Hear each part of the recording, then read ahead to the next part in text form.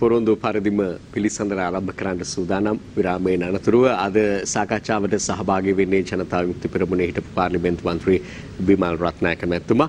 ආයුබෝවන් සුබ උදෑසනක්. ආයුබෝවන් සුබ උදෑසන. ඔබතුමා පිළිගන්නවා බොහොම ආදරයෙන් ගෞරවයෙන්. අපි කතා බහ ආරම්භ කරාදීම මට හිතුණා දැන් ඡන්ද දෙකක් ඉවර වුණා. ජනාධිපතිවරණෙත් මහා ඡන්දෙත් දෙක ඉවර වුණා. එහිදී ලැබු ප්‍රතිඵලත් එක්ක ජනතා විමුක්ති පෙරමුණ එහෙම නැත්නම් ජාතික ජනබලවේගයේ විදිහට ඒකාබද්ධ වෙලා මේ යන ඉදිරි ගමන සහ ඊළඟ ඡන්දෙකුත් ළඟ එනවා පළාත් සභා මැතිවරණය. ඒ නොවුනත් ඡන්ද නොතිබුණත් මේ රටේ ක්‍රියාකාරී දේශපාලනයේ නියැලෙන පක්ෂයක් එහෙම නැත්නම් එකමුතුවක් එහෙම නැත්නම් දේශපාලනඥයෝ විදිහට ඔබ ඉදිරි ක්‍රියාමාර්ග ගැන සමාලෝචනයක් මේ ටිකේ කරනවාද? ඒ සඳහා යම් වෙනස් විදිහකින් ඉදිරියට එන්න බලාපොරොත්තු වෙන මොනවද කෙරෙන්නේ මේ දිනවල? මුලින්ම සියයට ස්තුතිවන්ත වෙනවා අපට අවස්ථාවක් ලබා දීම පිළිබඳව මේ වැඩසටහනේ. අපි ඉදිරියේදී පැවැත්වෙන මැතිවරණ වලට ජනතා විමුක්ති පෙරමුණ ලෙසත් ඒ වගේම අවශ්‍යතාවය පරිදි ජාතික ජනබලවේගයේ ලෙසත් මැතිවරණ වලට සහභාගී වෙනවා. සහභාගී විය යුතුයි. මොකද එක පැත්තකින් ජනමතය උරගා බලන්න පුළුවන් තැනක්, අපේ ප්‍රතිපත්ති ජනගත කරන්න පුළුවන් තැනක් සහ ජනතාවගේ බලය ලබා ගන්න තියෙන එක ප්‍රධාන මාවතක්. ඒ නිසා ඒ ගැන අපේ සූදානමක් සහ මූලික මේ අදහසක් තිබෙනවා. ඒතර දැන් ජනතා විමුක්ති පැත්තෙන් ගත්තොත් එහෙම අපි يعني පාර්ලිමේන්තුව පළාත් සභාව තුළ පමණක් නෙමෙයි, ප්‍රාදේශ සභාව තුළ පමණක් නෙමෙයි අපි ජනතාවත් එක්ක දේශපාලනය කරන පුළුවන් හැම විදිහටම ජනතාවත් එක්ක දේශපාලනය කරනවා. ඒ කියන්නේ උදාහරණ වෘත්ති සමිති ව්‍යාපාරය තුළ හරි, ගොවි සමිති ව්‍යාපාර තුළ හරි, නැත්නම් පොදු පාරිසරික ප්‍රශ්න හරි, ඔය හැම එකේදීම අපි හැම සමාජමය වශයෙන් වැදගත් වෙන කරුණකටම අපි සමාජ ක්‍රියාකාරීන් විදිහට මැදිහත් වෙනවා. මොකද අපි දකිනවා මේ රට මේ එක්සත් ජාතික පක්ෂයට හෝ දැන් පොදුජන පෙරමුණ හෝ මොන සුරංගනා කතා කිව්ව 3න් 2 නෙමෙයි 10න් 9ක් දුන්නා මේ රට හදන්න බෑ මේගොල්ලන්ට. එකක් ඒගොල්ලන් ප්‍රතිපත්ති වැරදි. දෙක ඒගොල්ලන්ගේ රට හැදීම වෙනුවෙන් වෙච්ච කැපවීමක් සහිත මේ කියන්නේ දේශපාලන භාවිතාවක් නැහැ. ඒ නිසා අපි 6න් 5 ආණ්ඩු 3න් 2 ආණ්ඩු දැකලා තියෙන මේ රටේ. ඊට අවුරුදු 10කට කලින් 3න් 2 ආණ්ඩුවක් තිබුණානේ. 10 ඉඳලා 2010 15. ඒ නිසා අපිට කිසිම සැකයක් නැහැ වැරදි ප්‍රතිපත්ති වලට සහ වැරදි පුද්ගලයන්ට රටවල් හදන්න බෑ. ඒක නිශ්චිතයි. නමුත් පසුගිය මැතිවරණවල අපිට පිළිගන්න වෙනවා ජනතාව අපිව බාර අරගෙන නැහැ. අපිට මැතිවරණ වශයෙන් පැහැදිලි පරාජයක් තිබෙනවා. ඒ ගැන කිසිම සැකයක් නැහැ. නමුත් අපි ඉතින් මේ ගැන බරපතල සමාලෝචනය කරලා තිබෙනවා. ඉතින් අපි ඒකට හඳුනාගත්තු අභ්‍යන්තර හේතු තියෙනවා. බාහිර හේතු තියෙනවා. එතකොට ඒ වයින් අපි ප්‍රතිපත්තීන් වෙනස් කරන්න බලාපොරොත්තු වෙන්නේ නැහැ.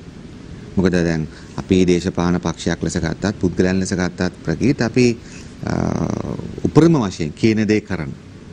අපි මහ ජනතාවට ආදර්ශමත් ලෙස නීතිගරුකව විනයගරුකව ජීවත් වෙලා තිබෙනවා. අපි මහ ජන මන්ත්‍රීවරු වශයෙන් අපේ බලතල කවදාවත් අයුතු ලෙස භාවිතා කළා නැහැ. ඒ වගේම අපි පක්ෂයක් ලෙස ගත්තා. මම කියන්නේ මන්ත්‍රීකම පමණක්ම නෙමෙයි. අපි මහ ජනතාවට හිතයිෂී ප්‍රතිපත්තීන් වල රැඳී සිට තිබෙනවා. නමුත් ඒව වෙනස් කරන්න අවශ්‍යතාවයක් නැහැ. උදාහරණයක් ගත්තොත් අපි නොමිලි අධ්‍යාපන ක්‍රමයෙන් පෙනී සිටිනවා. අපි පරිසර විනාශයට එරෙහිව ඒක ලොක්කෝ කරත් පොඩි මිනිස්සු කරත් යුද්ධව පෙනී සිටිනවා. අපි රටේ ජාතික සම්පත් විකිණීමට එරෙහිව චීනට වික්කත් ඉන්දියාවට වික්කොත් අපි විරුද්ධව පෙනී සිටිනවා. ඒ වගේම අපි විනයගරුක සදාචාර සම්පන්න දේශපාලනයක් වෙනුවෙන් පෙනී ඉන්නේ. ඒව වෙනස් කරන්න අවශ්‍යතාවයක් නැහැ. එකම දේ අපි පිළිගන්නවා අපේ මැතිවරණ ක්‍රියාවලිය තුළ මැතිවරණ තාක්ෂණය මාධ්‍ය පමණක්ම නෙමෙයි අද සම්පූර්ණයෙන්ම මැතිවරණ කියලා කියන්නේ පොලිටිකල් කන්සල්ටන්සි ෆර්ම්ස් වලින් කරන එකක් තියෙනවා. අපි වගේ මුදල් විශාල හිඟතාවයක් තියෙන දේශපාලන ව්‍යාපාරයක් විදිහට අපි ඒවා පාවිච්චි නොකිරීම මුදල් සමහරට තිබිච්ච මුදල් වුණත් අපි වලට යෙදුවේ නැති ප්‍රශ්නයක් තිබුණා. ඒ වගේ අඩුපාඩුකම් තියෙනවා. ඒ වගේම අපි අසමත් වෙලා තිබෙනවා විවිධ රැලි වලට ජාතිවාදී ආගම්වාදී නැත්නම් විවිධ ජනප්‍රිය රැලි වලට ජනතාව ගසාගෙන යද්දී මාධ්‍ය බල ඇනිවල මෙහෙයුම් එක්ක අපි අසමත් වී තිබෙනවා සමාජවාදය සමාජ ප්‍රගතිය විශ්වාස කරන ස්ථාවර ඡන්දදායක පිරිසක්. මොන සුනාමියටවත් අහුවෙන්නේ නැති ස්ථාවර පිරිසක් ගොඩනගා ගන්න. මම කියන්නේ ඒක දසලක්ෂ ගාණක් කියලා. අමුත අඩු ගානේ අපිට මුලින් හිටපු පිරිස රැඳව ගන්න බැරිලා තියෙනවනේ. අපි අවංකව පිළිගන්නවා. ඒ නිසා අපි අභ්‍යන්තර වශයෙන් දකිනවා ස්ථාවර ප්‍රතිපත්තියක් වෙනුවෙන් මොන සුලියාවක් රැවටෙන්නේ නැතුව ඉඩ පිරිසක් ගොඩනගා ගන්න බැරි වීම පිළිබඳ ප්‍රශ්නය. ඒක වගේ අභ්‍යන්තර හේතු. බාහිර හේතු ගත්තොත් අපි දකිනවා විශාල වශයෙන්ම අර රනිල් මෛත්‍රී පාලනය ජනවරම පාවා දීමේදී අප සැලකිය යුතු භූමිකාවක් කළානේ ප්‍රගීත් 2010 15 අවුරුදු 5ේදී. ඒ රාජපක්ෂ පාලනයේ එවකට තිබිච්ච වැරදි හෙළිදරව් කරන්න. උදාහරණයක් වශයෙන් ගත්තොත් දැන් සමහර අය කියනවානේ 2015 ඉඳලා 20 තිබිච්ච ආණ්ඩුවේ මහ බැංකු හොරකම ඇල්ලුවේ JVP එක. ඒක ඇල්ලුවේ නැතුව තිබුණා නම් මේක වැටෙන්නේ නැහැ. මොකද ඒක JVP එකෙන් අල්ලපු නිසා තමයි පොදු දින පෙරමුණට වාසි වුණේ මේ ආණ්ඩුව හොරු අල්ලනවා කියලා ඇල්ල හොරකම් කරා කියලා. දැන් සමහර අය අපිට චෝදනා කරනවා එහෙමත් දැන්. ඔගොල්ලෝ මොකටද මහ බැංකු හොරකම ඇල්ලුවේ? ඒක නිකන් ඔයගලන්ට ඒ වගේ එහෙමත් අය ඉන්නවා. ඒ නිසා අපි දකින දේ තමයි අර 2010 15 ආණ්ඩුවේ බිඳ වැටීමට අපි විශාල භූමිකාවක් කරා නිසා එය දැන් 2015 20 මෛත්‍රී රනිල් පාලනයේ ජනවරම අමුවමිව පාවලා දෙද්දි හොරු අල්ලනවා කියලා ඇල්ල හොරකම් කරනවා. සොරුත් එක ඩීල් දානවා. අපි සරල උදාහරණයක් ගත්තොත්.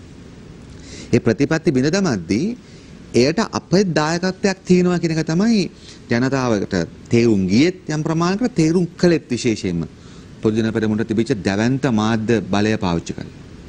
ඉතින් ඒ නිසා අර 2015 20 රනිල් මෛත්‍රී පාලනය සහ මුලින්ම ජනතාව ප්‍රතික්ෂේප කරද්දී ඒක ප්‍රතික්ෂේප කළ යුතුයි. අපි දැනන දේ තමයි අර ඔවුන්ගේ මාධ්‍ය බලයට පුළුවන් වුණා පොදු ජන පෙරමුණේ අපත් එහි කොටස්කරුවෙක් කියලා. ජනතා මතයට එකතු කරන්න. ඒක අපි දකිනවා ඒකත් අපිට අවශ්‍යයක් වෙලා තියෙනවා බාහිරමය වශයෙන්. ජනවරම අපි දැන් විශ්වාස කළා. ඔබතුමා වෙලා දෙනවනම් අපි විශ්වාස කළා මේ එක්සත් ජාතික පක්ෂයේ ජනවරම පාවා දීමේ ප්‍රතිඵලයක් වශයෙන් කලකිරිත ජනතාව සැලකිය යුතු වශයෙන් ජවිපෙට ජාතික ජනබලවේගයේ ඒට එක රාශි කර ගැනීම අවස්ථාවක් තියෙයි. මොකද ඒක බිඳ වැටුණානේ. එක්සත් ජාතික පක්ෂය බිඳ වැටුණා. දෙකට කැඩුණා. නමුත් අපි දුටු දේ තමයි 2015 20 මෛත්‍රී රනිල් පාලනයේ ජනවරම පාවා දීම කොතරම් ප්‍රබලද කියනවා නම් ලක්ෂ 20කට වඩා වැඩි ප්‍රමාණයක් ඒ 2000 සජාතික පක්ෂයට සහ ඒ කණ්ඩායමට ඡන්ද දුන්නු. ඔක්කොම එක්සත් ජාතික පාක්ෂිකයෝ නෙමෙයිනේ. උතර ලක්ෂ 10ක් 15ක්ම පාවන ඡන්දායකයෝ ඉන්නවා. නමුත් අපිට පේනවා මැතිවරණය තුල ලක්ෂ 20කට වැඩි ප්‍රමාණයක් උන්ට ඡන්ද දීපු අය ඡන්ද වලටවත් ගිහිල්ලා නැහැ. ඉතින් ඒ කියන්නේ ඇතනම ජනවරම පාවා දීම ඇතන පාස්කු බෝම්බයක් වගේ බලපාලා තියෙන එක්සත් ජාතික පක්ෂ. පාස්කු බෝම්බ දෙකක් වගේ. එක පැත්තකින් පාස්කු බෝම්බේ එක පැත්තකින් ජනතාව එක පැත්තක තල්ලු කරා. අනිත් පැත්තෙන් ජනවරමක් අරගෙන එක කරන්න නැතුව එක සහමුලින් දැන් බලන්නකෝ. දැන් මෛත්‍රීපාල සිරිසේන මහතා කොහොමද දැන් මේ විසර සංදෙන්නේ කියලා. දැන් මේ 19 දැන් එතුමා දින්නෙම යම්කිසි මේ ප්‍රජාතන්ත්‍රවාදී ප්‍රතිසංස්කරණ කරනවා කියලා ඒකනේ ජනවරම. ඉතින් එහෙම පාවාදීමේ බරපතලකම රනිල් වික්‍රමසිංහල. ඒ පාවාදීමේ බරපතලකම විසින් ජනතාව පාස්කු ප්‍රහාරය වගේම අනිත් පැත්තට තල්ලු කළා දාලා තියෙනවා. අපිට නම් ආයි එක්සත් ජාතික පක්ෂෝ ඒක එපා කියලා. ඒ ලක්ෂ 20ක් ඡන්දපොලට ගියේ නැහැ. ඒ ලක්ෂ 20 තුල අපි හිතනවා සැලකිය යුතු පාවන ඡන්දායක ප්‍රමාණය හිටියා කියලා අපිට යම්කිසි ආකර්ෂණයක් තිබිච්ච. නමුත් උන් ඡන්දපොලට යන්න තරම් උන්ට එපාලා තිබුණේ. ඒකත් අපිට බාහිර වශයෙන් බලපාලා තියෙනවා ප්‍රගීත්. මොකද ඕනම පක්ෂයක් අද දිනන්නේ පක්ෂගත ඡන්දවල ඉන්නේ නෙමෙයිනේ. පාවන ඡන්දවල ඉන්නේ. ඉතින් අපිට මේ විශාල ප්‍රමාණයක් පාවන ඡන්ද අහිමීම බාහිර හේතු වශයෙන් තිබෙනවා. ඔතනදී ඔබ සඳහන් කළ කාරණාත් එක්ක අර ඔය පරාජයට පත් කරපු ගොඩටම දාලා ඔබවත් පරාජයට පත් කිරීම අර කියපු කාරණාවට අදාළව සාධාරණ නැද්ද? දැන් ඒ රජයට මේ රජයට සම්බන්ධ බවට සම්බන්ධයි කියලා මම මෙතනදී අදහස් කරන්නේ ඔවුන්ව ගෙනීමට ඔබ දරපු වැඩපිළිවෙලත් එක්ක ඔබට යම් වගකීමක් තිබෙනවානේ ඒ තුල. ඒ වගකීම පෙන්වා දෙමින් ඔබ ප්‍රතික්ෂේප කළා කියලා ඔබ පිළිගන්නේ නැද්ද? මෙහෙමයි. ඒ සත්‍යය නෙමෙයිනේ. දැන් අපි 2015 රනිල් මෛත්‍රී පාලනය ගෙනෙන්න කරපු දායකත්වයේ කොමං. අපි විපක්ෂයේ අපි විරුද්ධ දේශපාලන පක්ෂ. අපි ස්වාධීන දේශපාලන පක්ෂ. ඒතර අපි බලයේ සිටින ආණ්ඩුව ඒ තිබෙන අඩුපාඩුකම් දේශපාලන වශයෙන් ජනතාවට පැහැදිලි කරලා දෙන්න. ඒ අපි එදත් කරා ඒක අපේ පක්ෂය ආරම්භයේ සිටම අපි කළා තියෙනවා. නමුත් අපි තුන්වෙනි මට්ටමේ ඡන්ද පදයෙන් ගත්ත අපි ප්‍රතිපත්ති වශයෙන් ගත්ත අපි විශේෂ දේශපාලන පක්ෂය. ප්‍රතිපත්ති සහ භාවිතාව දෙකෙන්. නමුත් අපි දේශපාලන ව්‍යාපාරකස ගත්තොත් අපි පවතින ආණ්ඩුව තමයි අපිට වැඩිපුර විවේචනය කරන්න වෙන්නේ. මොකද උන් ආණ්ඩුව කරන්නේ. උන් තමයි ජනබලය හසුරුවන්නේ. උන් තමයි ජනතා මුදල් මෙහෙවන්නේ. ඒතර අපි 2010 15 සිට මොකද්ද කළේ? අපි ජනතාව සංවිධානය කරමින් කටයුතු කරනවා වගේම ආණ්ඩුවේ බරපතල අඩුපාඩුකම් අපි පෙන්වා දුන්නා. ඒක ප්‍රතිඵලයක් ලෙස එක්සත් ජාතික පක්ෂය ඇතුළු මෛත්‍රී රනිල් කණ්ඩායමට පුළුවන් වුණා ඒ ආණ්ඩුව පිරිහීමින් තිබෙන එකට අපි අපේ මතවාදී දායකත්වයක් ඇත්තටම තිබුණේ එයත් යොදාගෙන උන් ඡන්ද දිනාගත්තා. දැන් අපිට අද මොකද කරන්නලා තියෙන්නේ? අපි 2015 මොකද? අපි මෛත්‍රී රනිල් ආණ්ඩුවේ අයවැය හතරටම විරුද්ධව ඡන්දය ලබා දුන්නා. අපි ආණ්ඩුවේ ප්‍රබලම හොරකම වෙච්ච මහ බැංකු හොරකම කැපවීමෙන් කැපවීමහන්සලා අල්ලලා දීලා තියෙනවා. ඊට පස්සේ අපි ඕනම ආණ්ඩුවක් ජනවරමක් ක්‍රියාත්මක කරන්න තියෙනවනේ. දැන් මේ ආණ්ඩුවනත් පොරොන්දුවේ දැන් උපායධාරී ප්‍රශ්න ඔබතුමා අවස්ථාව දුන්න මම කතා කරන්න බලාපොරොත්තු වෙනවා. උපායධාරීන්ට රැකියාව ලබා දීම වෙනුවෙන් අපි ආණ්ඩුවට ඕක කරන්න අපි උදව් කරන එක. තල්ලු කරනවා. ඒ වගේ ආණ්ඩුව ජනවරම යමක් සාධන දෙයක් කරන්න හදන අපි එකට දායක වෙනවා.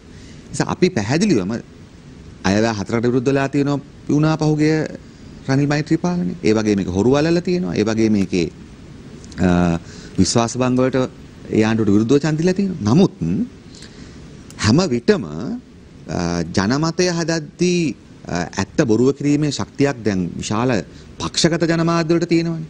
අද ලෝකේ තියෙන ලොකු ප්‍රශ්නයක් තමයි මේ පක්ෂ වලට සහ කළු සල්ලි වලට බැඳිච්ච ජනමාධ්‍ය රොත්තක් තියෙන. ඒක ලංකාව විතර නෙමෙයි. ඒතර ඔවුන්ට පුළුවන්කම තියෙනවා ඕන දෙයක් විකෘති කරලා කියන්න. ඉතින් ඒක නිසා ජයිපේ වශයෙන් අපි කරන දේශපාලනයේ අතුරු ප්‍රතිඵලයක් ලෙස පවතින ආණ්ඩුව විවේචනය වෙනවා. පවතින විපක්ෂීය විවේචනය වෙනවා. පවතින දුෂ්ට දේශපාලන ආයතන විවේචනය වෙනවා. ඒක වළක්වන්න බෑ. අපි ඒක වළක්වන්නෙත් නෑ. කොච්චර බය වුණා. කොච්චර මොනවා කිව්වා. නමුත් ඒ වගේම අපි අපේ වැඩ පිළිවෙල ඉදිරිපත් කළා තිබෙනවා. සම වෙන්න. දැන් ඔබ විසින් මේ දායකත්වයේ දීලා ඔබම කියපු ආකාරයෙන් දායකත්වයේ දීලා ගినాපු ආණ්ඩුව ඇතුළතදීත් නම කිව්වේ නෑ ප්‍රගීත්. අපි දායකත්වයේ දුන්නා. අපි දායකත්වය දුන්නේ නෑ කියලා මම කියන්නේ. ඒ කියන්නේ යහපාලන රජයේ ගේන ඔබ දායකත්වයක් දුන්නේ නෑ කියලා අවස්ථාවක් කියන්නේ. මොකෙන්ද අපි දායක වුනේ? ඒක මෙහෙම ඔබ කියන ආකාරය එකක් වෙන්න පුළුවන් මම කියන ආකාරයක මම කියන්නේ පැවති රාජපක්ෂ පාලනයේ යම් යම් වැරදි දූෂණ ක්‍රියා වංචා මේ ආදී පිළිබඳව සඳහන් කරමින් චෝදනා එල්ල කරමින් පාලනයේ පෙරලා දැමිය යුතුයි කියන එකත් පාලනය ලබාගත්තු යහපාලන රජයට පාලනයට එන්න අවශ්‍ය පසුබිම හදන්න වේදිකාවන් තුල ඔබ ඊළඟ බලවේගයක් විදිහට ගේන්න කටයුතු කිරීමක් සිදු වුණේ නැහැ කියලාද ඔබ කොහෙද වේදිකා මොනවද වේදිකා අපි ජනාධිපතිවරණයේදී 2015 ඔබේ පළවෙනි කොටස හරි අපි දේශපාලන වශයෙන් පැවතීම විසින්ම පවතින ඕනම ආණ්ඩුවකට ප්‍රශ්නයක් වෙනවා පවතින ඕන විපක්ෂයකට ප්‍රශ්නයක් වෙනවා අපි පවතීම විසින් ඒක කාට හරි කියන්න පුළුවන් ජීවිතක දැන් මෙහෙම කියපු නිසා අහවලාට වාසි වුණා කියලා. කියන්නේ සියත පැවතීම තවත් මාධ්‍ය ආයතනයකට වාසිද අවහද කියලා ඕන වෙලාවක කියන්න පුළුවන්. සියත නැත්තම් අහවල් channel එකේ අහවල් ප්‍රෝග්‍රෑම් එකකට හොඳයි. හරි එහෙනම් අපි මෙහෙම කතා කරමුකෝ. නෑ මම කියන්නේ මේ කාරණාව. දැන් ඔබ රාජපක්ෂ පාලන සමයේ අර වංචා වුණා මේ වංචා වුණා අර දූෂණේ මේ දූෂණේ වුණා කියලා කියපු දේවල් රාජපක්ෂවරුන්ගේ නොවන පාලනයක් තුලදී සනාථ කර ගැනීමට නොහැකි වීම ඇතුළේ මේ රටේ ජනතාව ඔබ කියු කාරණා කරේ විශ්වාසය බිඳ වැටුණා නේද? ඔව් රාජපක්ෂවරුන්ගේ නොවන පාලනයක් නේ 2015 ඇති උනේ මුලින්. නමුත් පස්සේ උනේ ඒක ඒ නිසා ඒ ආණ්ඩුව අප 2015 ජනාධිපතිවරණයේදී අපි මෛත්‍රීපාල සිරිසේන මහතාගේ ඡන්ද වේදිකාවට ගොඩ නැගුණෙත් නෑ අපි ඒවට ඡන්ද දෙන්න කියලා කිව්වෙත් නෑ 2015 පාර්ලිමේන්තු මැතිවරණයේදී අපි ජනතා මිත්‍ර වශයෙන් වෙනම ඡන්ද ඉල්ලුවා. එහෙම තමයි මන්ත්‍රීතුරු 6 දෙනෙක් ලැබුණේ. අපි වේදිකාගත වීමක් හෝ වක්‍ර සහයෝගයක් ලැබිලා නෑ. නමුත් අද ඕනම කෙනෙක් කරන දේශපාලන මැදිහත් වීම සමාජ මැදිහත් වීම උදාහරණ ඔබතුමා ආනන්ද විනුදාව ගැන කිව්වනේ. දැන් ආනන්ද විනුදාව ගැන විවේචනය කරන එක ඒ ප්‍රශ්නේ කතා කරන ඊටාම සාධාරණ පරිසරවේදියෙක් ගන්නකො නැත්තම් සාමාන්‍ය ගමක මිනිස්සෙක් ගන්නකො එයා කරන අදහස් දැක්වීම ආනන්දාව දෝෂ කරපේක හරි කිව්වොත් කාටද වාසි ඒක වාසි කරගන්න පුළුවන් විපක්ෂයකට ආනන්දා දෝෂ කරපේක හරි කිව්වොත් ඒක වාසි කරන්න පුළුවන් ආණ්ඩුව දැන් අපි ඇත්ත නැත්ත නැතුව නම් බලන්නේ. අපි සත්‍ය මොකද්ද කියලා නෙමෙයි නම් බලන්නේ. අපි බලන්නේ අපි කියන දේ කාටද වාසි වෙන්නේ? කාටද වාසි වෙන්නේ කියලා බලනවා. එතකොට මේ රටේ කරන හැමදේම හුස්ම ගන්න එක පවා කියන්න පුළුවන් ඕගොල්ලෝ හුස්ම ගත්ත නිසා පොදු ජන ප්‍රමුඛට වාසි වුණා. ඕගොල්ලෝ හුස්ම ගත්ත නිසා එක්සත් ජාතික පක්ෂයට වාසි වුණා කියලා. ඒ ඔබ ඔය පුවත්පත් වලින් තෝරගන්න කියන්නේ. ඔබ නිවුස් තෝරගැනීම ඇතුළෙම කියන්න පුළුවන් අපිට කාට හරි කෙනෙක්ට. ඔබ තෝරගැනීම කියලා අදහස් තෝරගැනීම කියන්නේ මේ ප්‍රගීත් ඔබතුමාට සියලුම ප්‍රවෘත්තික ගන්න බෑනේ. ඔබතුමා සමාජයට වැදගත් කියලා හිතන ඔබතුමාගේ අවංකභාවය ඇතුළේ ඔබතුමා ප්‍රවෘත්ති ප්‍රමාණයක් තෝරන් තමයි කියන්නේ. ඔබතුමාට කාලයත් එක්ක තෝරාගත හැකි. අනිවාර්යයෙන් එහෙමනේ. ඒක තමයි මම හිතන්නේ නිවැරදි. ඒක තමයි. ඒක තමයි මම කිව්වේ. එතකොට ඒක කාට හරි කියන්න පුළුවන් අපරාධ මානව වින්දා පෙන්නුව එකෙන් ආණ්ඩුවට අවශ්‍ය කරනවා. එතකොට ඒක මම ඒකයි කිව්වේ. ඒ නිසා ජයිපේ වශයෙන් අපි සමාජයේ සෑම දෙයකටම මැදිහත් වෙන දේශපාලන ව්‍යාපාරයන්නේ. අපි මේ පාර්ලිමේන්තුව ඇතුළේ සිද්ධ වෙන පොඩි සිද්ධියකට දෙයකට මැදිහත් වෙන ව්‍යාපාරයක් නෙමෙයිනේ. අපි මුළු රටේ හැම සමාජ ප්‍රශ්නයකටම උපරිම වශයෙන් මැදිහත් වෙනවා. ඒ නිසා මට කියන්න ඕනකම තිබුණේ අපේ දායකත්වයක් නැහැ. අපි ඍජු දායකත්වයක් නැහැ. නමුත් අපි කරන දේශපාලනය මේ රටේ දේශපාලන පක්ෂ විතර නෙමෙයි. මේ රටේ දූෂිත සමාගම් වලට, මේ රටේ කූට ව්‍යාපාරිකයන්ට, විවිධ කූට වැඩ කරන විදේශීය රටවල් වලට ඔක්කොටම බලපාන අපේ දේශපාලන. ඉතින් ඒකත් කියන්න පුළුවන් අපි මේ හම්බන්තොට වරායට විරුද්ධව උද්ඝෝෂණය කිරීම ඉන්දියාවට වාසි කියලා. එහෙම කියන්න පුළුවන්. ඉන්දියාවට දීලා තියෙන කොළඹ ජැටියට විරුද්ධව කටයුතු කිරීම චීනට වාසි කියලා. අපි දන්නවා ඒවා. ඒ නිසා නමුත් අපි බලන්න ඕනකම තියෙන මොකද්ද රටට හොඳ? මොකද්ද සත්‍යගරුක දේ? ඉතින් ඒ නිසා නමුත් මම පිළිගන්නවා අපේ ඒ සාධාරණ මැදිහත් වීම. දැන් අධිකරණය පවා 7.0ක් වශයෙන් කිව්වා අර 2018 කුමන්ත්‍රණයේදී ඒ ජනාධිපති මෛත්‍රීපාල මහතා මහින්ද රාජපක්ෂ මහතාව අගමැති කිරීම වැරදි කියලා. නමුත් ඒක ජනමාධ්‍ය වලින් ජනගත කළේ නෑනේ. ඒක ඊට වඩා ජනගත කළේ මේ රනිල් වික්‍රමසිංහ නැවත ගෙනාවා. ඔකනේ. ඒ නිසා අපි මම මතු කරේ මේ ඔක්කොම කරුණු විසින් මම අර අවසානයේ අහපු කාරණාවට කෙටි පිළිතුරක් දෙන්න පුළුවන්. දැන් ඔබ මේ අවසානයේ මම අහපු දේ තමයි ඒ පෙන්වල දීපු දේවල් සනාථ නොවීම ඇතුළත ජනතා විශ්වාසය පළ වෙනවා. හරියටම හරි. ඒ කියන්නේ දූෂණ චෝදනා ලැබපු පුද්ගලයන් විශාල ප්‍රමාණයක් හිටියා. මොකද ඒ දූෂණ චෝදනාවට දාලව නඩු ගොඩක් දැම්මේ අපි ළඟ අපිට තමයි තොරතුරු ලැබුණේ. හැබැයි ඒ නඩු අහල ඉවර කරේ නෑ. ඒ නඩු අතරමඟදී පැහැදිලි රනිල් මෛත්‍රී කණ්ඩායම විසින් පැහැදිලි දේශපාලන මේ ඩීල් කියලා කියන්නේ. ඒ මත ඒ නඩු ආරක්ෂා කළා. ඒ කියන්නේ සැකක් නෑ අපිට.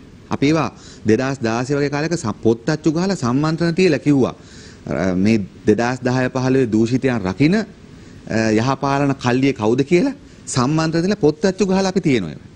අපි පෙන්වලා දුන්නා උසාවියේ අධිකරණ අමාත්‍යාංශයේ ඇමතිවරු සමහර පොලිසිය ප්‍රධානීන් සමහර නීතිපති දෙපාර්තමේන්තුවේ ජනාධිපතිවරයා අගමැතිවරයා කොහොමද මේ හොරු රකින්නේ කියලා. ඒ නිසා වෙච්ච දේ තමයි දූෂණ චෝදනා ලැබිච්ච එක්කෙනෙක්වටවත් දූෂණ ඔප්පුනේ නැහැ. ඔප්පු කරන තරම් අධිකරණ පරිපාලන ක්‍රියාවල යන්න දුන්නේ නැහැ. හිමින් තමයි ගියේ. ඒ නිසා අවසාන වෙච්ච දේ තමයි උන්ට පුළුවන්කම ලැබුණා. උන්ට තිබෙන දැවැන්ත කළු සල්ලි බලය. දැවැන්ත ජනමාධ්‍ය බලය පාවිච්චි කළා මේ කරේ අසාධාරණ චෝදනා කියලා කියන්නේ. මේ කරේ නිකම් බොරුවට මේගොල්ලන්ට විරුද්ධව දේශපාලන වශයෙන් විවේචනය කරා කියලා කියන්නේ. ඒ නිසා ඒකත් අපිට ඔබතුමා කියන එක හරි. අපි හරි දේ වෙනුවෙන් සටන් කරපේක වැරද්දක් නැහැ. නමුත් මේක හේතුව තමයි මේ කපටි ආරක්ෂක පිරිසක් නේ 2015 ජනතාව නැවතපත් කළේ. දැන් මේ රට පරිස්සම් කරනවා කියලා පත්තලා තින්නේත් කපටි ආරක්ෂක පිරිසක්. ඒක ජනතාවගේ ජනවරමට ගරු කරන ගමන් මම කියන්නේ නිහතමානීව ජනවරමට අපි ගරු කරනවා. හැබැයි තව මාස 6ක් 7ක් යනකොට ඔප්පු වෙයි. මේ ආනවිලුන්දාවෙන් සිංහරාජයෙන් පටන් ගත්ත ගමන් කොහොමද ඉවර වෙන්නේ කියලා. නමුත් ඒ වගේම 2015 පත් වුණේ කපටි ආරක්ෂක ප්‍රමාණය. හොරු අල්ලන්නම් කියලා ආවිල්ලා හොරකම් කරව පිරිස. ඒ නිසා උණු දේ තමයි අර අපි සද්භාවයෙන් කරපු දේවල් විකෘති කරගන්න. පොදු ජන පෙරමුණේ නායකයන්ට අවශ්‍යතාවය තිබ්බා. ඒකට රනිල් මෛත්‍රී ආණ්ඩුව විශාල වශයෙන් උදව් කළා. ඒ නිසා ඒකත් අපිට අවාසියක් ලෙස බලපෑවා. නමුත් මම ඊට පැහැදිලිව කියන්න කැමතියි අපි ඉදිරියටත් සාධාරණ වෙනුවෙන් සත්‍ය දේ වෙනුවෙන් ජනතාවට හොඳ නැති දේ වෙනුවෙන් අපි කෙලින් ඉදිරිපත් වෙනවා. ඒකේ දේශපාලන වාසි අවාසි දුෂ්ට කණ්ඩායම් මේ කපටි ආරක්ෂකයන් ලබා ගැනීම වළක්වන්නත් අපි මීට වඩා ඉස්සරහට සංවේදී යුතු කළත් අපි ඉගෙනගත්තු දේශපාලන මට්ටමක් තියෙනවා. අපේ සටන් කපටි ආරක්ෂකයන්ට මංකොල්ල කන නොදිය යුතු කෙනෙක් ගැනත් අපි මීට වඩා හිතිය යුතුයි කියන අපි හිතනවා. නමුත්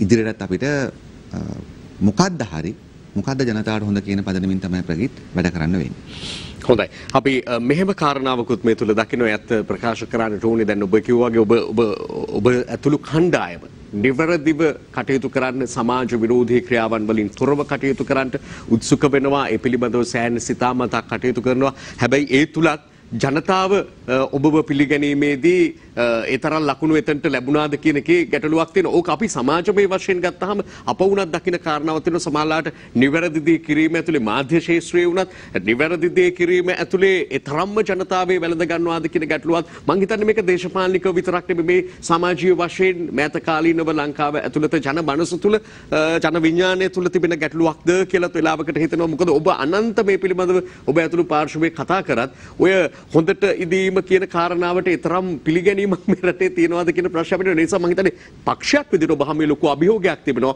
ඔන්න ඔය තැනින් ජනතාවගේ ආකර්ෂණය දිනා ගැනීම කියන එක මම හිතන්නේ ලොකු අභියෝගයක් ඔබට තියෙන. තාම කේටියෙන් ගණන් ප්‍රගීත් හොඳ ප්‍රතිපත්තියක් විතර ප්‍රබල වෙන දෙයක් නැහැ. හොඳ ප්‍රතිපත්තියක් විතර ප්‍රබල වෙන කිසිවක් නැහැ. ඒක හමුදාවට වඩා ඡන්ද දසලක්ෂ ගණනකට වඩා ප්‍රබලයි. එකම දේ ඒක එක වෙලාවක දිනන්න නැති වෙන්න පුළුවන්. හොඳයි. අපි ඉදිරියට යමු. දැන් මේ සාකච්ඡාවේ තම වැදගත් තැනකට මම එන්න කැමතියි. දැන් මේ වෙලාවේ අපිට පේනවා Facebook එකට ගියත් අලුතෙන් රස්සාව හම්බ වෙලා උපාධිධාරීන් පින්තූරයක් දාලා ප්‍රාදේශීය ලේකම් කාර්යාලය ඉඳලා සතුටින් ඉන්න වෙලාවක්. පිරිසක්. හැබැයි ඒ අතරේ තවත් කාණ්ඩයක් නොසතුටින් කනස්සල්ලෙන් පසු වෙනවා. Taman බලාපොරොත්තු වුණු රැකියාව ලබා ගන්නට Tamanට හැකියාව ලැබුණේ නැහැ. ආණ්ඩුවේ දීපු පොරොන්දුව Taman වෙනුවෙන් ඉටු කරලා නැහැ කියලා වුණ එක පැත්තකින් ඒ නිසාම චෝදනා නගනවා. ඔබටත් මේ වගේ බොහෝ කාරණා එන්නට ඇති. මොකද ඔබ මේ පිළිබඳව පෙනී සිටින අය නිසා.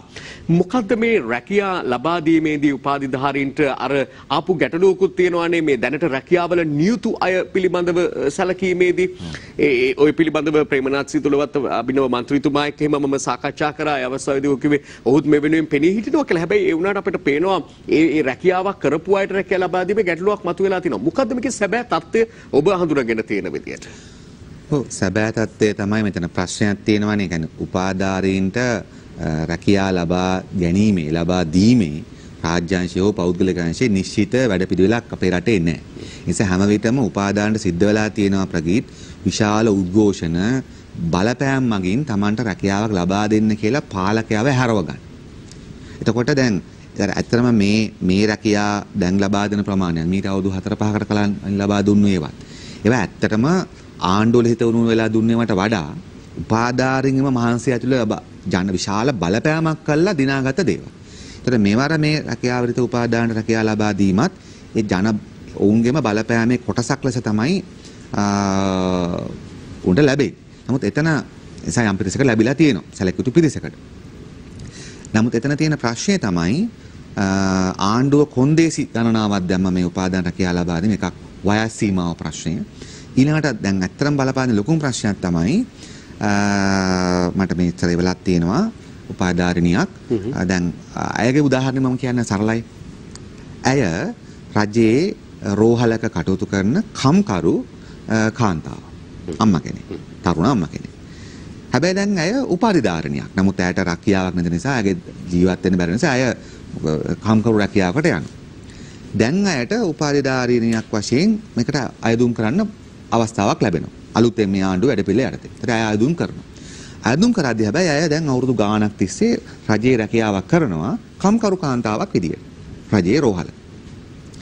දැන් රජයෙන් කියනවා ඔගොල්ලෝ නැවත උද්ඝෝෂණ කරාට පස්සේ දැන් ආණ්ඩුව කියලා තියෙනවා රයිට්. ඔයගොල්ලන්ට රැකියාව කරන අයටත් ETF EPF අංක තියෙන අයටත් අපි රස්සා ලබා දෙන්න සලකා බලන්නම්. හැබැයි ඔබ රැකියාවෙන් ඉවත් වී මේ මගේ අභියාචනය වන්න ඕනේ කියලා. සරලව ගත්තොත් දැන් මේ කම්කරු කාන්තාවක් ලෙස කටයුතු කරන උපාධිධාරිනිතුමිය එතුමිය දැන් රස්සාවෙන් අස් වෙන ඉස්සෙල්ලා සෞඛ්‍ය අමාත්‍ය. අස්සල තමයි එතුමිය දැන් අභියාචනය කරන්න ඕනේ. මොකද ඉල්ලලා තියෙනවා ආණ්ඩුවෙන් ඉදිරිපත් කරපේ ලේඛනේ ප්‍රගීත් අනිවාර්යයෙන්ම මේ ඒ රැකියාවෙන් ඉවත්ව ඇති බවට අදාළ ආයතන ලබාගත් ලිපි ඉදිරිපත් කරන්න. ඒතකොට දැන් හැබැයි ආණ්ඩුව අනිත් පැත්තෙන් වගකීමක් ගන්නෙ නැහැ. අනිවාර්ය වශයෙන්ම මේ එන අයට රැකියාව ලබා දෙනවා කියන්නේ. ඒ නිසා වෙලා තියෙන දේ තමයි ඔවුන්ට අර කියන්නේ අල්ලපුවත්තයි පය ගහපුවත්තයි දෙකම නැති වෙන්න පුළුවන් තත්ත්වයක තමයි ජනත ආණ්ඩුවේ මේ තීරණය මගින් මෙන්න මේ ඌණ සේවා නියුක්ත කට්ටියනේ. සමහර අය ඌණ සේවා දැන් මේ සමහර නිලධාරීනික සාකච්ඡාවට ගියාම කියලා තියෙන ඌණ සේවා කියලා කියන්නේ මම හිතන්නේ බොරුවට වෙන්නේ නැති කියන්නේ නැත්තේ. සමහරට අපහාස කරන්නේ නැති. ඌණ සේවා කියලා කියන්නේ මේ ඩිග්‍රිය කම්ප්ලීට් කරන්න බැරි වෙච්ච කට්ටිය. එහෙම නෙමෙයිනේ ඌණ සේවා කියන්නේ තනතුරට වඩා වැඩි සුදුසුකම් තිබෙන්නේ කියන්නේ අඩු වගකීමක් කරන එකට. ඒ නිසා මෙන්න මේ ප්‍රශ්නේ මත මේ ඌණ සේවා රැකියාව උපාධිධාරීන්ට විශාල ගැටලුවක් ඇවිල්ලා තියෙනවා. රැකියාවෙන් ඉවත් වී රැකියාවකට අයදුම් කරන්න කියන කොන්දේසිය පැනවීම. ඒ නිසා අපි දකින්නේ ආණ්ඩුව රැකියාව ලබා දීම හොඳ දෙයක්. ඒ වගේම උපාධිධාරීන් තේරුම් ගන්නත් ඕන කියන්නේ ඔවුන්ගේ ශක්තිය ඔවුන්ගේ හඬ මත තමයි මේ හැම ආණ්ඩුවම අවුරුදු 5කට විතර පස්සේ හරි 10කට පස්සේ හරි මේ ඔවුන්ට ආරක්ෂා ලබා දෙන්නේ කියලා. ඒක ඔවුන් අර ආණ්ඩු ගැතිභාවය හෝ යම්කිසි පක්ෂයකට ගැතිභාවය නෙමෙයි. ඔවුන්ගේ සටන සහ ඔවුන්ගේ ස්ව ශක්තිය මත විශ්වාසය තබමින් ඕන කටයුතු කරන්නේ. දැන් මෙතන වෙන්නේ උපාධිධාරීන් සමහර අය මේ රැකියාව ලබා ගැනීම වෙනුවෙන් තමන්ගේ තියෙන ශක්තිය නිසා තමයි මේක ලැබුණේ කියන අමතක කරලා දේශපාලන වාල්කම් කරන්න යනවා. මම ඒකත් කියන්නවා. එතකොට වෙන දේ තමයි අර දේශපාලනය කියන පුළුවන්කම ලැබෙනවා උපාධාරියව තමන්ගේ කොටට අරගෙන හරි අපි පස්සේ දෙන්නම් ඉස්සරහට දෙන්නම් අවුරුද්දකින් දෙන්නම් යන ආදි වශයෙන් කල් දාන්න. ඒ නිසා අපි ආණ්ඩුවෙන් ඉල්ලා සිටින දේ තමයි මේ උපාධාරී මෙයා රැකියාවට ගිහිල්ලා තියෙන්නේ කාටවත් කියන්න බෑනේ රැක්සාවක් කරන්න එපා කියලා. හැබැයි කිසිම රස්සාවක් කිරීම තව රස්සාවක් කිරීමට නුසුසුකමක් වෙන්නේ කොහොමද ප්‍රගී? මම රැකියාවක් කිරීම. මම නීති විරෝධී රැකියාවක් නෙමෙයි නම් කරන්නේ. මම තව රැකියාවකට ඉල්ලුම් කරන්න එක නුසුසුකමක් වෙන්නේ කොහොමද? ඒක වැරදි ප්‍රතිපත්තිය. ඒ නිසා අපි ආණ්ඩුවෙන් ඉල්ලන්නේ තමයි රැකියාවෙන් ඉවත් ඇති බවට ආයතනය ලබාගත් ලිපිය කියන සහතිකය රාජ්‍යෝ පෞද්ගලික කියන දෙකෙන් අයින් කරන් ඒ කොන්දේසිය ඉවත් කරලා මේ උණ සේවා උපාධිධාරීන්ට ඇප්ලිකේෂන් දාන්න දෙන්න දීලා ඉවර වෙලා ඒතකොට ඒගොල්ලන්ට රැකියාව ලැබුණොත් අතරින් එමත් වෙන්න පුළුවන් නොලැබුණොත් උන්ට ඒ කම්කරු රස්සාමාරි කරන්න පුළුවන්. ඒ කියන්නේ මිනිස්සුන් තිබෙන දෙයින් පහට දාන්න කොන්දේසි දාන්න ආණ්ඩුවට අයිතියක් නෑ. හොඳයි. ඔබ කියපු කාරණාව ඇතුලේ දැන් එකක් අපිට පිළිගන්න වෙන තත්ත්වයක් තිබෙනවා. ඔබත් පිළිගන්නේ මේ තත්ත්වය බොහෝ දෙනෙකුට රැකියාව අවස්ථා ලැබීම සතුටට කරුණක් ඒ ලැබීම පිළිබඳව බොහෝ දෙනෙක්ට සේවා නියුක්තියක් ලැබීම ඊටම අගයන් ඕනේ තත්ත්වයක් වටිනා තත්ත්වයක්. හැබැයි ගැටලුත් මේ ඇතුලේ තියෙනවා. හැබැයි අර ඔබ දීපු පිළිතුර ඇතුලේ තව පැත්තක් මම දකිනවා. මොකද්ද උන්ට හඬ නගලා උන්ට මහන්සි වෙලා තමයි මේක ගන්න වෙලා තියෙන්නේ. අවුරුදු 5කට සැරයක් අරගලයක් කරන්න වෙලා එහි ප්‍රතිඵලයක් විතර ලැබෙනවා. මම මෙහෙම කිව්වොත් ඔය අරගලය උන්ට යොදවන්න බැරිද රැකියාවක් සොයා ගැනීම සඳහා? මේ ආණ්ඩුවේ රැකියාවක් දෙනතුරුම බලා ඉන්නේ නැතුව ඒ සඳහාම අරගල නොකර වෙනත් රැකියා අවස්ථාවකට යොමු වීම. එහෙම නැත්නම් වෙනත් මොකක් හරි Tamanගේම දෙයක් ආරම්භ කිරීම සඳහා හැකියාකාරයෙන් යමක් ආරම්භ කිරීම සඳහා යෙදවීම. මම මෙහෙම අහන්නේ මෙහෙම හේතුවක් එක්ක. මූලික ශ්‍රේණියේ ඉඳලාම අවසානයේ දක්වා රජයේ වියදමෙන් ඉගෙන ගන්න අවස්ථාව ඊටකඩ සලසලා දීලත් රජයේ විසින්ම රැකියාව ලබා දීමත් සිදු කළ යුතුමද? ඔබ ඉන්න සාවරේ මොකක්ද? රජයේ ඇයි වියදම් කරන්නේ එහෙමනම්? පැහැදිලි නෑ. දැන් රජයේ ඇයි රාජ්‍ය ආණ්ඩුව නෙමෙයි රජය මහජන බදු මුදල් එහෙනම් ඇයි උපාධාරයෙන් හදන්න වියදම් කරන්නේ?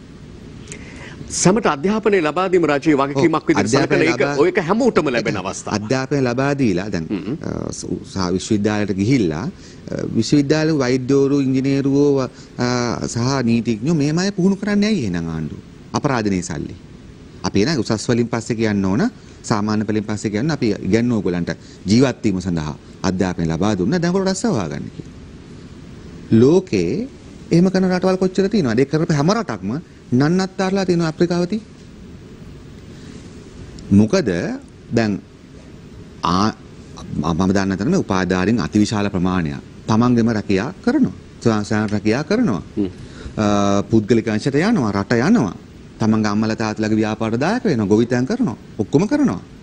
ඒ අතරේ ඕනම රටක තියෙන අපේ රටට විතරක් අදාළත් ඕනම රටක රාජ්‍යාංශයෙන් තමයි වැඩිම මේ පිරිස උරා ගන්න. මම අපි වගේ රටවල මම මේ ස්විට්සර්ලන්තේ හරි ඇමරිකාව හරි ගැන කියන නෙමෙයි. එතකොට මුළු ලෝකෙම ප්‍රශ්න පැත්තක තිබ්බා. ඒතර අපේ රටේ උපාධානට හොයාගන්න රැකියාව මොනවද? අපි පිළිගන්න ඕන අපේ රටේ ආර්ථික තත්ත්වය ඊටාම බිඳුවේ කියලා. අපේ රටේ දැන් රසායන විද්‍යාව උපාධාරී කාණ්ඩුවෙන් හදන වියදම් කළා. එයාට තියෙන ජොබ් එක මොකද්ද කියන්නකෝ ප්‍රවීන්? ඉංජිනේරුවෝ දැන් මගේ බැච් එකේ මම හිතන්නේ 60ක් ඉන්නේ ඇමරිකාවේ නැත්නම් ඕස්ට්‍රේලියාවේ ගිහිල්ලා. ඇමරිකාට වඩා ඕස්ට්‍රේලියාව. ඒතර ඔවුන් මොකද්ද මේ කරන්නේ එතකොට? දැන් මම ඒ නිසා මම මේ කියන්නේ ඒ කියන්නේ රැකියාව සොයා දෙන රැකියාව කියන ආණ්ඩුවේ හෝ පෞද්ගලික අංශයේ රැකියාවක් ලබා ගැනීමට එවැනි හොඳ ආර්ථිකයක් හැදීම රට බාර ගන්න ආණ්ඩුවක් කියනවා. පෞද්ගලික අංශ හොඳ වැටුපට හොඳ රැකියා සුරක්ෂිතභාවයක් සහිත රැකියා තිබියදී මේ රැකියාව වෙත උපාධාරින් යන්කට යන්න නැත්නම් ප්‍රශ්නයක් තමයි. අන්න ඒක තමයි මම අහන්න ගිය ඊළඟ එහෙම රැකියා කීයක් තියෙනවද?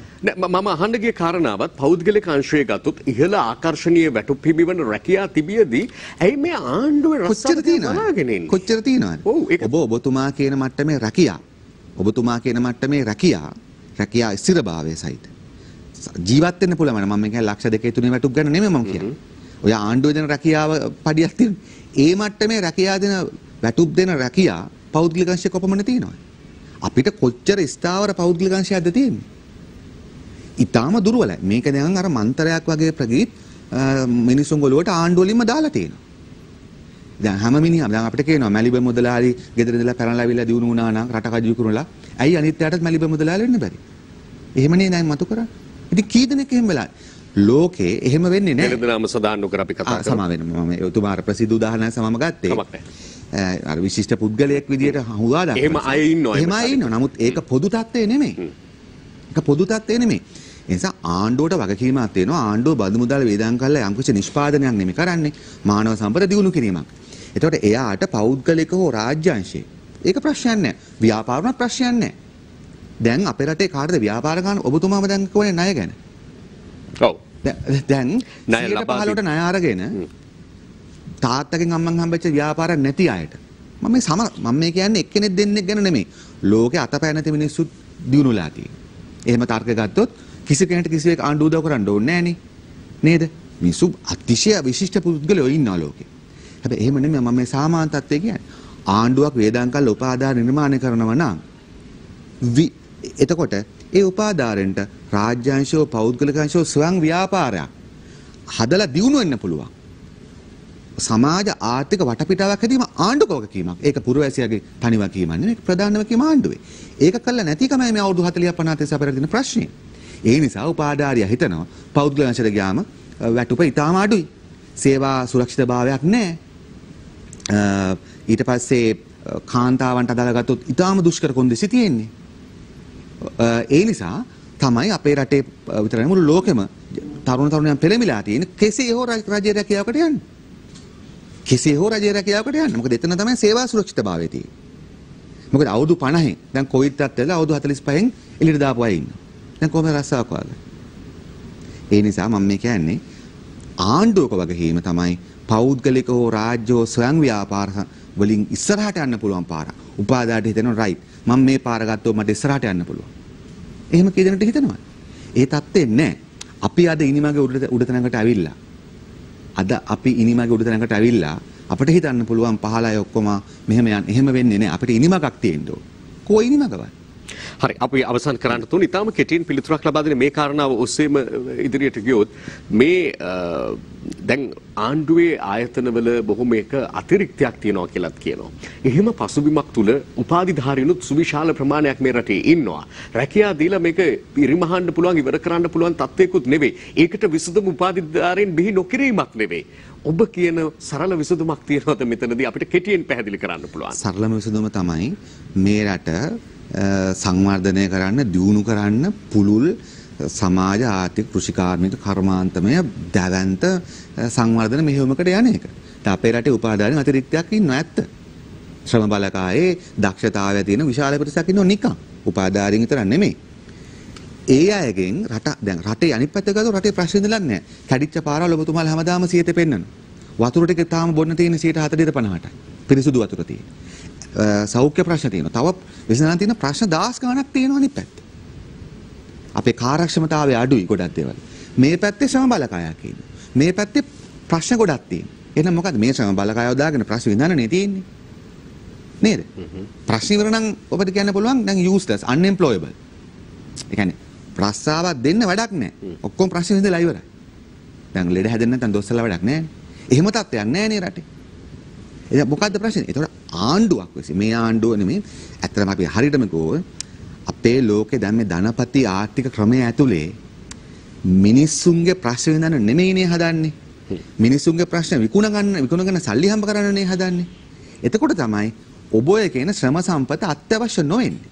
හැබැයි මිනිසුන්ගේ ප්‍රශ්න විසඳීම සඳහා නම් ප්‍රශ්න ඕන තරම් තියෙනවා. දක්ෂ පිරිස මෙතන ඉන්න මේ දෙක එකතු කරන සමාජ ආර්ථික දේශපාලන ව්‍යාපෘතිකින් පමණක් ප්‍රගීත් ඔබ ඔය කියන ශ්‍රම බලකායෙන් ඇත්ත ප්‍රයෝජන ගන්න නැත්නම් ප්‍රාදේශීය ලේකම් කාර්යාලවලත් පුටුවල නිකන් ඉන්නවා. පෞද්ගලික අංශ පුටුවලත් නිකන් ඉන්නව වෙන්න පුළුවන්. ඒ පෞද්ගලික අංශ පුටුවල නිකන් තියන් ඉන්න බැරි නිසා ඒගොල්ලෝ ගන්න නැතුයි. හොඳයි. ඔය ඔබේ පැත්තෙන් කරන පැහැදිලි කිරීම මේ කාරණාව අරබයා කෙසේ වෙතත් මේවා ප්‍රශ්න තමයි කාලයක ඉඳලා තිබෙන ගැටලු මේ රටේ දශක ගණනාවක ඉඳලා මේ ගැන සාකච්ඡා තියෙනවා විවිධාකාරයේ විසඳුම් ලබා දුන්නා කිවට ඒවා විසඳිලාත් නෑ මේ වෙනකොට හරි හමං විදියට ඒ අතර දැන් මේ අපිට මේ යම් විකාශ කිරීමක් ඉතාම ඉක්මනින් කළොත් මේ කතා කරපු කාරණාව පිළිබඳව රාජ්‍යයට තව පැත්තකින් චෝදනා එළවෙන කාරණාවක් මා දැක්ක මේ දිනවල සමාජ මාධ්‍ය තුල දැඩි ලෙස කතා වෙනවා මේ බාහිර උපාධි නවත්වන්නට ගන්නා වූ ව්‍යායාමයක් පිළිබඳවත් තියෙනවා රාජ්‍ය පාර්ශ්ව 15ක් දෙනවනේ ඒක නේ වචනයක් කියන්නේ. සමහන්. බාහිර උපාධි ගැන තත්පර 15ක් දෙනවා නම් ඔබතුමා. හරි. මම කියන්නේ ඊටාම අසාධාරණ දෙයක් ආණ්ඩුව කරන්නේ. බාහිර උපාධි වල දුර්වලතා තියෙනවා. ප්‍රමිතිය. ඒ ප්‍රමිතිය හදන්න. හැබැයි බාහිර උපාධිය කියන්නේ අඩු වියදමක නොමිල කරන්න පුළුවන් නම් හොඳයි. නමුත් අඩු වියදමකින් සාමාන්‍ය පන්තියේ දරුවන්ට ඉගෙන ගන්න තියෙන පාරක් එකක්. ඔබ වැනි වෘත්තිකයන්ට මේ රැකියා කරන ගමන් අමතර උපාධියක් ඉගෙන ගන්න තියෙන පාරක් ඒක. ඒක දැන් නතර කරනවා. නතර කරලා පෞද්ගලික කෝටි ගණන් අය කරන පෞද්ගලික ආයතන ආරම්භ කිරීම මම හිතන්නේ ජනතා විරෝධී දෙයක් අපේ නිසා රජයට බල කළ කියාසෙන්නවා බාහිර උපාධි ප්‍රමිතිය හදන්න ඒක තහනම් කිරීම වැරදි. හොඳයි ඔය පිළිබඳ රජයේ තියෙන ඔබ ඔය කියන කාරණාවේ අනිත් පැත්ත වුන් කියන්නේ මේක ව්‍යාපාරයක් කරගෙන අර ටියුෂන් මට්ටමට මේක වැඩිලා තිනවා ඒ මුදවා ගන්න කියලා මේක සාකච්ඡා කළ යුතු කාරණාවක් ඒට ඉදිරියට තබාගෙන මම හිතන්නේ ඒට ප්‍රවිෂ්ටියක් ගන්න මේ ආරම්භයක් කොට ගනිමින් අපි අවසානයේ සටහන් කරනවා අද පිළිසඳරේ බොහොම ස්තුතියි සහභාගීත්වයට බිමල් රත්නායක මැතිතුමනි ඔබතුමන්ට එමනම් අපි සමුගන්නවා යාලෙත් හෙට උදෑසන හමු වෙන බලාපොරොත්තු වෙන දැන් මේ අද පත්‍රයේ තියෙන්නේ සක්‍රිය වෙලා තියෙන මේ මෝසම් තත්ත්වය තවදුරටත් පවතීවි කියන එක පත්‍රවල මේ අයහපත් කාලගුණ තත්ත්වය නිසා අපේ සහෝදර ජනතාව පීඩාවට පත් වෙලා ඉන්නවා. ඔවුන්ගේ මේ පීඩාවන් දුරු වෙන්න කියලා කාලගුණ තත්ත්වය යහපත් වෙන්න කියන ප්‍රාර්ථනාවත් එක්ක සමුගන්නේ. සුබ දවසක්. දිනපතා අලුත් වීඩියෝ සහ ප්‍රවෘත්ති නැරඹීමට ඉහත බටන් එක ක්ලික් කර සියත TV subscribe කරන්න.